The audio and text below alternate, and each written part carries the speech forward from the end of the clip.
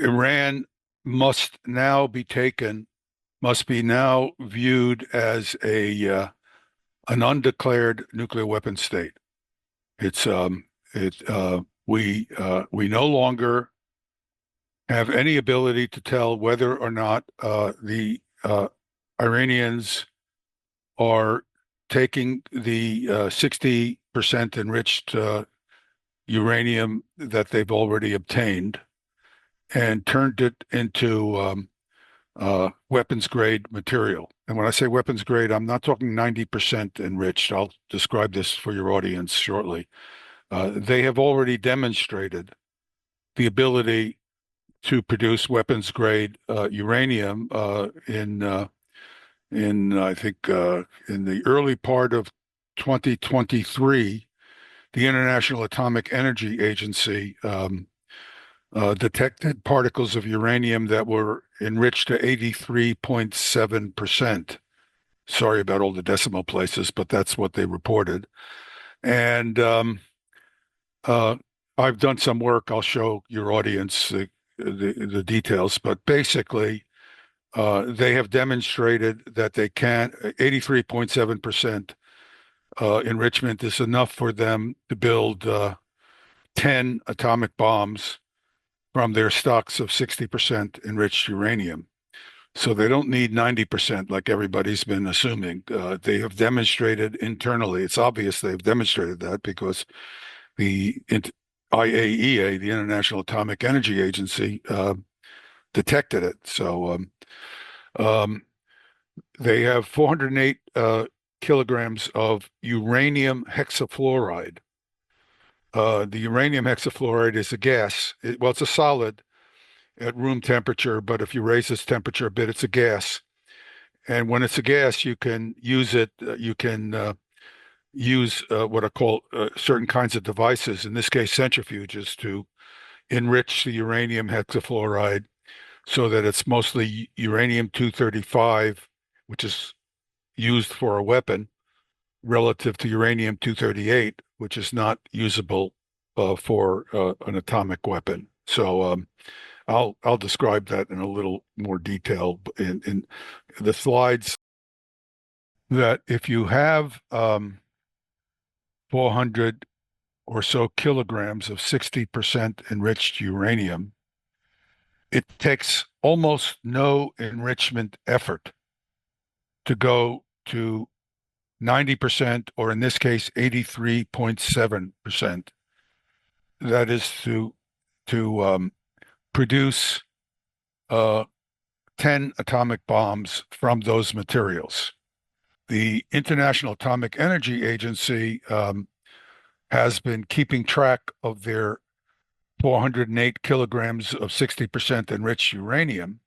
So that is a way of determining that they have not enriched it for producing nuclear weapons. We no longer have that ability now. Of course, they have thrown the IAEA out, so there's no more monitoring of that material. But the IAEA has not been able to monitor the production of centrifuges. Now, if you have 13,000 centrifuges, just to give you a sense, uh, Iranians have been experimenting with use 174 centrifuges. And we know exactly what that configuration is. It's not been published to my knowledge, but I have a diagram I put together.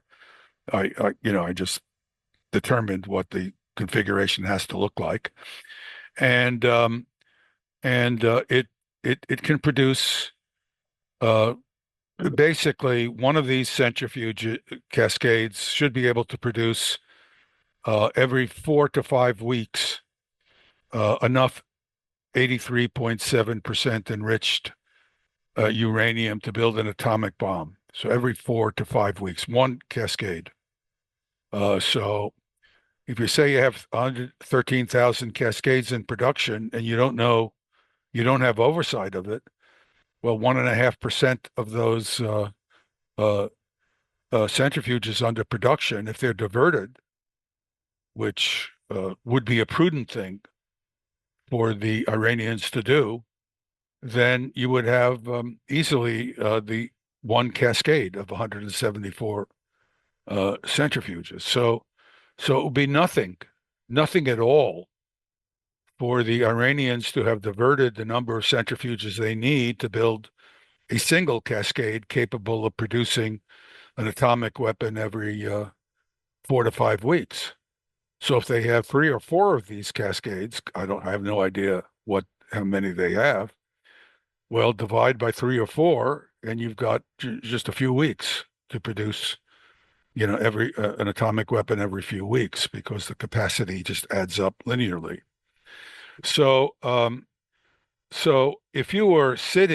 if I were advising you and you were the head of a country and you just wanted to know from your Genghis Khan advisor, your technical advisor, what the potential capacity of the nation you're worried about has to build atomic weapons, I would tell you that we don't know exactly. We don't have this information exactly, but it would be reckless, absolutely reckless, to assume that they are not already a nuclear weapon state. In other words, they don't have to say anything. In fact, I think their strategy that would make most sense from the Iranian point of view is to do what they're currently doing now. They're actually meeting with IAEA technical inspectors. They don't want Grossi there at all. He's excluded. He's persona non grata and should be, in my view. And because he has not performed, he has not been an independent person. He has been collaborating with nations who have a nefarious interests in Iran, and he's a global civil servant, not a servant of the American intelligence or Israeli intelligence community. And so basically, the posture that the Iranians appear to be taking at this point is to not say anything about what they are actually doing and just leave it an open question whether or not they have gone ahead to produce atomic weapons. So we have no idea whether or not they have such a facility. And I would say if you were a head of state worrying about the possibility Iran might use nuclear weapons against you, you would absolutely have to consider them an undeclared nuclear weapon state in a category with Israel. Now that has major implications geopolitically that you are better qualified to spin out than I am. But it's not a minor issue because many states, we have another state that's an example of this that has declared itself a weapon state. That was Pakistan. And Pakistan demonstrated it had nuclear weapons. I think was it 2 weeks after the Indians detonated a nuclear explosion?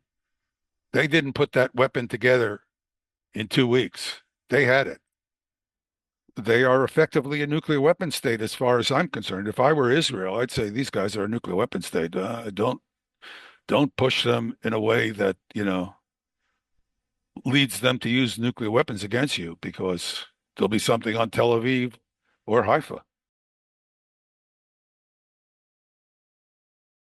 And they can, in fact, if I were advising the leadership in Iran as a technical person, I would say, well, let's proceed and build the weapons. So if we're attacked, we can respond in a short enough time. If we have to respond in days or weeks, rather than having to produce it in the end.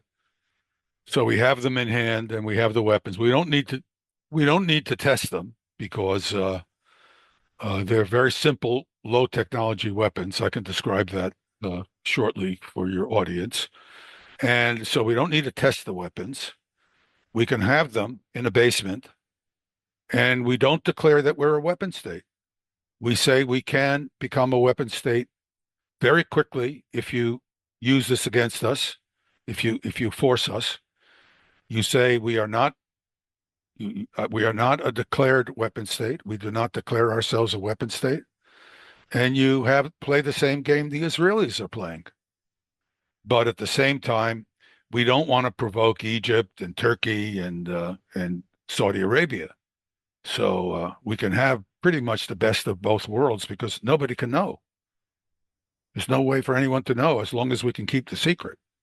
So it has to be kept, it has to be very, very, very tightly held information. But you know, as these things go, you can keep this whole operation in a very small number of people because the facility you need is extremely small.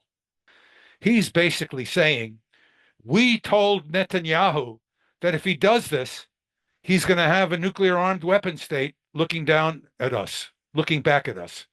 That's the way I read this article. And when he says in the article that we worked very closely with the CIA on this assessment, he's also saying the CIA understood this too. And the CIA would have told the President of the United States if he was listening. And I believe that Tulsi Gabbard was trying to tell the president that we're going to have a nuclear weapon state on our hands if you go ahead and do this thing that you did on June 13. He was told. He was told by Tulsi. In fact, Tulsi Gabbard produced this video prior to this attack, and she was talking about the consequences of an atomic bomb similar to what destroyed Hiroshima. These are the atomic bombs she was talking about. And she got in trouble for it. And the American press, as usual, ascribes a motive to her. She's trying to get attention. Yes, she's trying to get it. She's trying to tell you the president is about to make a momentous decision with his buddy Netanyahu to produce an undeclared nuclear weapon state in the Middle East. And she did her best, and I applaud her for it. I give her high marks for trying, and I think anybody who's responsible and knowledgeable should applaud her for what she tried to do. That's my view. But all of this was predictable. Netanyahu and Trump had to know. They were told. Let me repeat that. They were told by their intelligence people what the result of their attacks would be. And they chose to ignore it. And now we have an undeclared weapon state on our hands.